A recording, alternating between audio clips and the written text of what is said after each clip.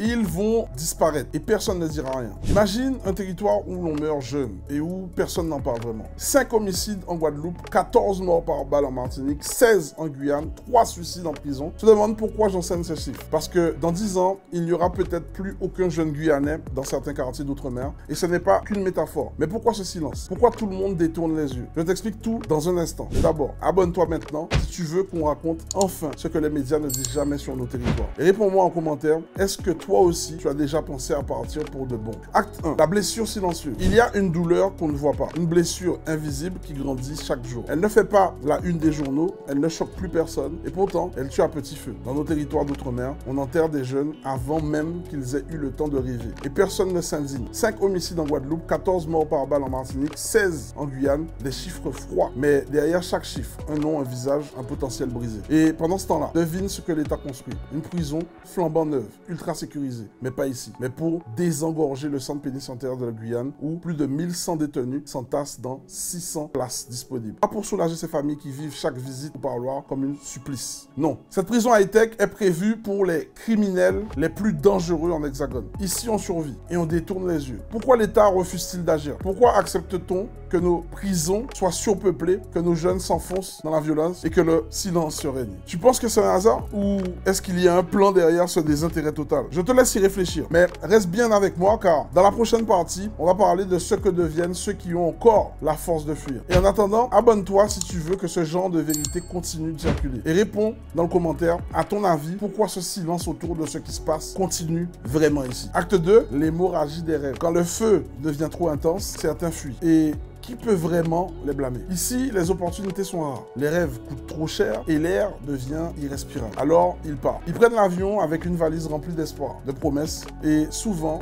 de colère. Colère de devoir s'éloigner pour espérer. Tu connais sûrement quelqu'un qui est parti pour faire ses études en France. Moi-même, j'en fais partie. Mais au fond, on sait que c'est souvent plus profond que ça. C'est fuir une société qui n'offre aucun espace aux ambitions locales. Et bien souvent, ces jeunes-là ne reviennent pas. Pas par égoïsme, mais parce qu'en revenant, ils se retrouvent face à un mur. Le même mur que leurs parents ont connu, celui de l'inertie, du favoritisme, de l'exclusion et surtout de l'oubli. Et pendant qu'eux s'en vont, que reste-t-il? Des anciens fatigués, débordés, déconnectés. Parfois, aujourd'hui, 35% des Martiniquais ont plus de 60 ans. Seulement 25% ont moins de 25 ans. Une société sans jeunes, c'est un corps sans poumons. Tu respires? Oui, mais lentement, péniblement, jusqu'à t'éteindre. Et pendant que l'Hexagone panique à l'idée d'un grand remplacement, ici, il a déjà commencé, mais à l'envers. Alors, pourquoi les jeunes ne reviennent-ils pas? Et surtout, qui vient prendre leur place? Ne rate pas la suite car on y entre maintenant. Si ce que tu viens d'entendre résonne en toi, abonne-toi et partage cette vidéo. Et dis-moi en commentaire qu'est-ce qui pourrait donner envie aux jeunes de revenir chez eux. Acte 3, le remplacement inversé. En France, certains crient au grand remplacement. Ils ont peur que des étrangers prennent leur place, leur culture,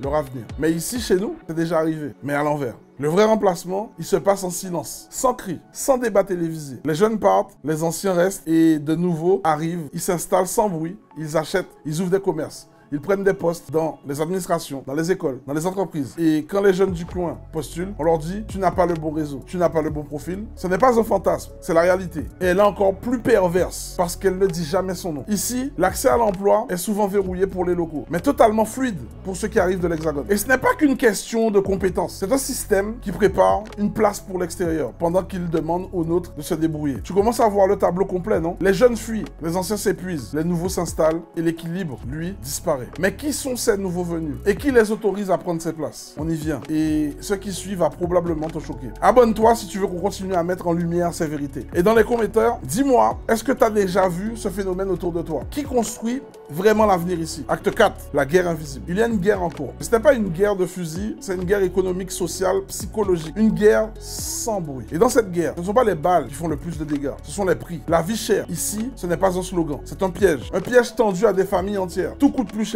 Les produits de première nécessité sont sous monopole et les bénéfices, ils quittent nos terres. Ils montent vers Paris, vers les sièges, vers les actionnaires. Et pendant que certains s'enrichissent, nous, on se divise, on s'ignore. on se juge, on s'entretue même parfois. Pas seulement avec des armes, avec le regard, avec le silence, avec le mépris. Et pendant ce temps-là, deux t'avancent. Ils achètent, ils investissent, ils prennent position. Et l'État, il regarde, il observe, il compte les jours. C'est pas de la paranoïa ce que je dis, c'est un constat. Et si tu es encore là, c'est que toi aussi, tu sais que quelque chose cloche. Mais la question maintenant, elle est simple. Est-ce que c'est déjà trop tard ou est-ce qu'on peut encore inverser la tendance? Si tu crois qu'il reste encore une chance, alors abonne-toi maintenant et commente juste 2 mots. Je refuse. Refuse l'oubli, refuse le silence, refuse d'abandonner. Ce n'est pas la fin, ce n'est que le début. Reste bien jusqu'à la conclusion, car ce que je vais te dire maintenant peut tout changer. La vérité ne fait pas de bruit, mais elle éclate quand on l'écoute. Tu te rappelles de la question du début. Pourquoi personne ne parle de tout ça? Pourquoi ces chiffres, ces douleurs, ces départs ne font jamais la une? Parce qu'une population qui se vide, ça ne fait pas assez de bruit. Parce qu'un peuple qui souffre en silence, c'est plus simple à gérer, plus simple à contrôler, plus facile à remplacer. Mais maintenant, tu sais, et quand on sait, on a 2 choix. On détourne les yeux ou on devient un relais, un témoin, une voix. Parce que tout ce que je viens de dire, ce n'est pas qu'un cri d'alerte. C'est une invitation à ne plus subir, à raconter, à résister, à construire. Alors, si cette vidéo t'a parlé, partage-la au moins à une personne que tu respectes. Pas pour faire le buzz, mais pour que la mémoire ne meure pas. Et souviens-toi, ce n'est pas la fin de notre histoire. Tant qu'on parle, tant qu'on se bat, tant qu'on rêve ici, chez nous, abonne-toi maintenant si tu veux faire partie de ceux qui ne se contentent plus de regarder le feu brûler. Et dis-moi dans les commentaires, quel est selon toi le premier pas qu'on devrait tous faire pour ne pas disparaître? Parce qu'une chose est sûre, le silence tue, mais la vérité, elle, peut réveiller un peuple tout entier.